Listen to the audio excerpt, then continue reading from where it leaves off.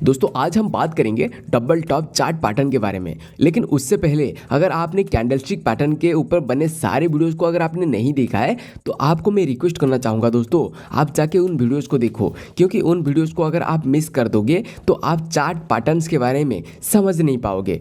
इसलिए इन वीडियोस का लिंक मैं आपको आई बटन में डाल दूंगा या फिर वीडियो के डिस्क्रिप्शन में डाल दूंगा, जिससे आपको फाइंड करने में आसानी हो। ओके तो डबल टॉप चार्ट पैटर्न दोस्तों एक रिवर्सल चार्ट पैटर्न है। यानी कि दोस्तों जब भी मार्केट के ऊपर एक डबल टॉप चार्ट पैटर्न देखने को मिलता है तो वो हमें ये इंडिकेट करता है कि मार्केट अपने ट्रेंड को रिवर्स करने वाला है। रिवर्स का मतलब आप यहाँ पे समझते हो ना दोस्तों। मान लो दोस्तों अप ट्रेंड अभी चल रहा है, अप ट्रेंड के बाद अगर एक डबल टॉप चार्ट पैटर्न देखने को मिलता है तो वो हमें ये इंडिकेट करता है कि मार्केट अप ट्रेंड को छोड़ के अभी डाउन ट्रेंड की तरफ होने वाला है। यानी कि अप ट्रेंड को वो छोड़ देगा, अब डाउन ट्रेंड को पकड़ेगा।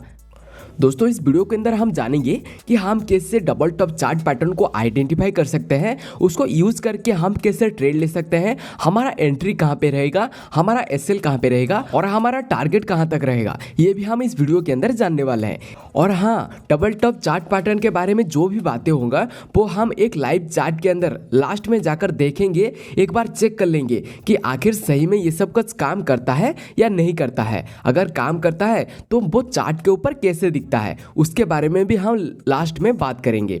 ओके तो दोस्तों अभी बात कर लेते हैं कि double top chart pattern chart के ऊपर कैसे बनता है, और चार्ट के ऊपर बनता हुआ अगर हम देखते हैं तो हमें किन किन चीजों का ध्यान रखना है।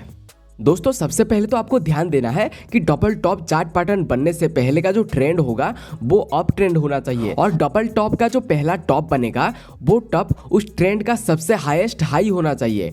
इसके बाद दोस्तों मार्केट हाईएस्ट हाई बनाने के साथ साथ मार्केट नीचे गिरने लगता है, और ये जो गिरावट होता है वो 10 से 20% का हो सकता है।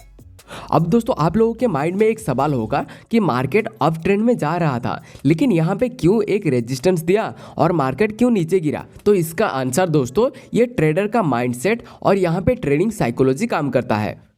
दोस्तों अगर यहाँ पे आप ध्यान दो तो आपको देखने को मिलेगा कि बहुत लंबे टाइम से बायर्स मार्केट को कंट्रोल करते हुए आ रहे हैं, और इसी चीज की वजह से मार्केट काफी ऊपर आने के बाद उनमें से कुछ बायर्स सेलर्स में कन्वर्ट हो जाते हैं और अपने प्रॉफिट को बुक करने लगते हैं।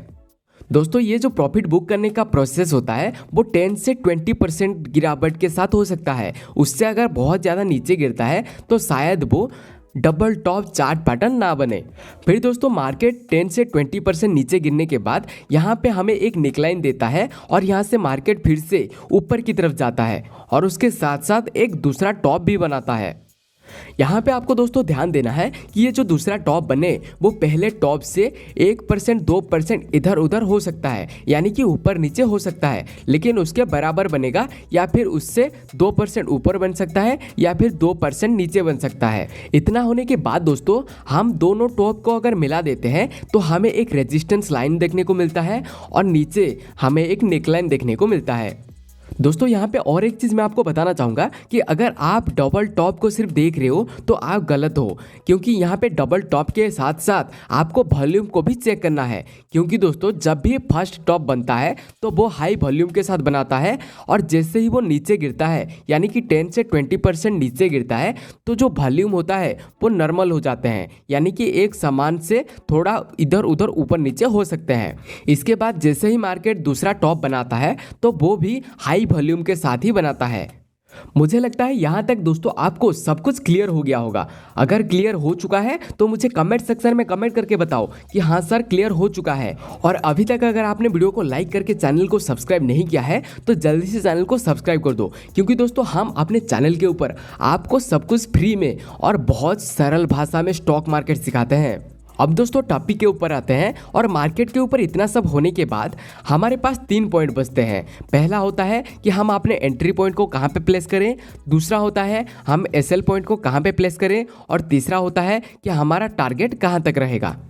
दोस्तों आपको पता होगा कि मार्केट ने जब डबल टॉप बनाया था यानी कि दूसरा टॉप बनाया था तो हमें एक निकलाइन दिया था।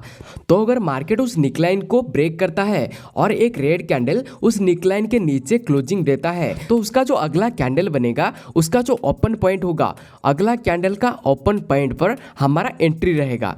इसके बाद दोस्तों जिस कैंडल ने निकलाइन को ब्रेक किया था उसके हाई के ऊपर हम अपना स्टॉप लॉस को प्लेस करेंगे। अब दोस्तों रहता है टारगेट लगाने की बारी। टारगेट लगाने से पहले हमें 2 पॉइंट को फाइंड आउट करना है।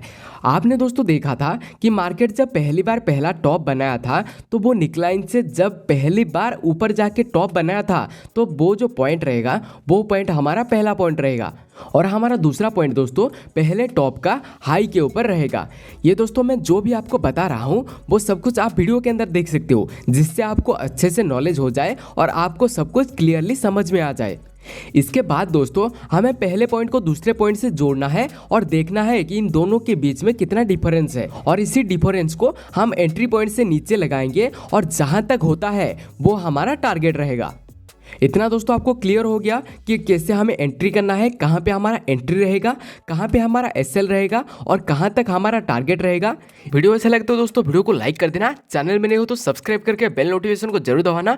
मैं आप लोगों से मिलता हूँ एक नया इंटरेस्टिंग और यूनिक इन्फॉर्मेटिव वीडियो में। तब तक के लिए जय हिंद, जय भारत, वंदे मातरम।